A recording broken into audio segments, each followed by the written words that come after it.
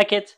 Okay, on this day in film history for August 9th, let's talk about what happened 2023, August 9th, the passing of Robbie Robertson, musician, guitarist, songwriter from the band, kind of the band leader, depending on who you ask. So this is a film channel, music channel. Huge Bob Dylan fan. Started with the Hawks. He's Bob Dylan's backing band, music from the Big Pink. But his partnership with Scorsese is worth mentioning. Scorsese, of course, directed The Last Waltz, the band's big send-off. Robertson has worked with Scorsese in a lot of Scorsese's films, whether he's a music supervisor, coordinator, director, composer, or just some of his songs are featured in the film. So there's Kings of New York, Gangs of New York, The Irishman, Killers of the Flower Moon, which is coming out this year. I believe he is the composer on Casino, Silence, could go on and on. Scorsese film, there's a chance, especially after King of Comedy, I said Kings of New York, King of Comedy, sorry, that Robbie is attached. Talk about a double feature of films from 1996. First up, we have Escape from LA came out, directed, written by John Carpenter, sequel of sorts of Escape from New York, almost a newer version of the same film, starring Kurt Russell as your Snake. This film made exactly the same amount, basically, at the box office as Escape from New York, which is $25 million. The thing about that is, Escape from LA had a budget of $50 million.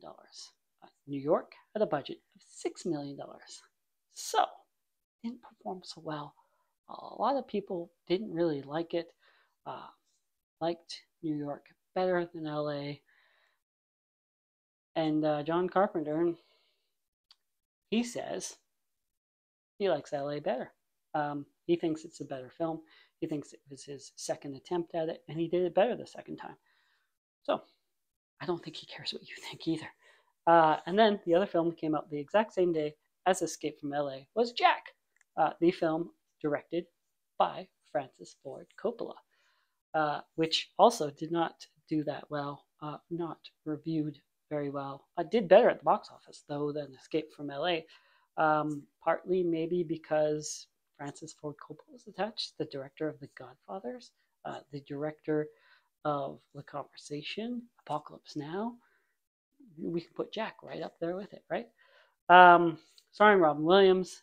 This one had a $45 million budget, made $59 million at the box office. Still not overwhelmingly successful based on its budget.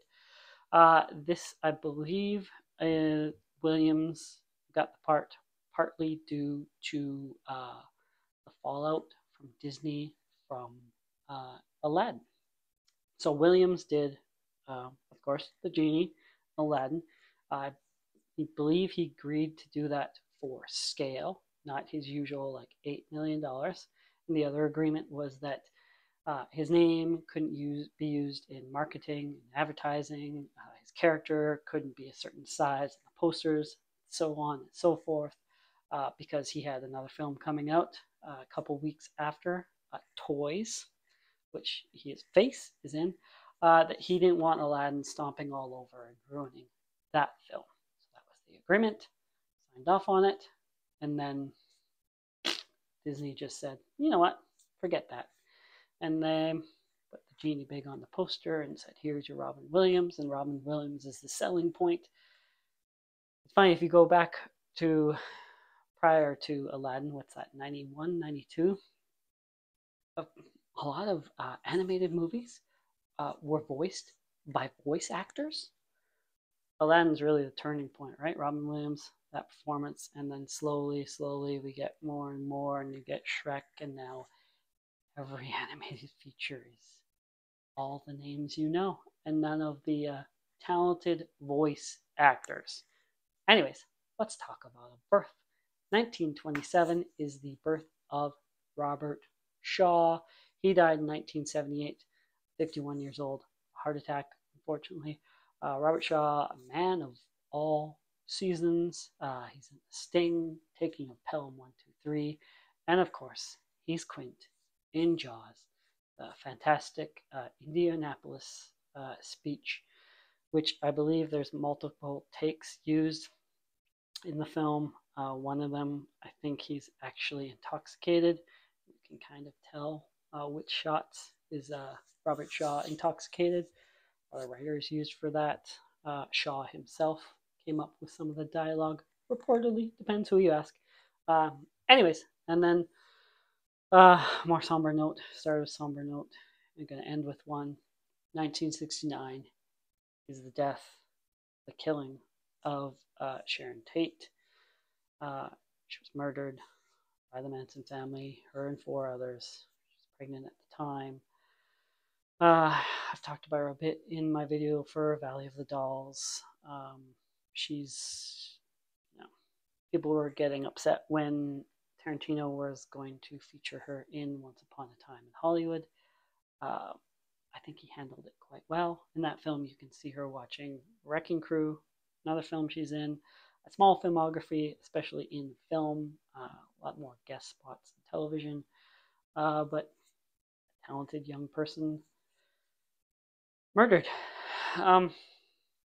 Yeah. Anyways, that's it for today. Thank you for watching. See you tomorrow.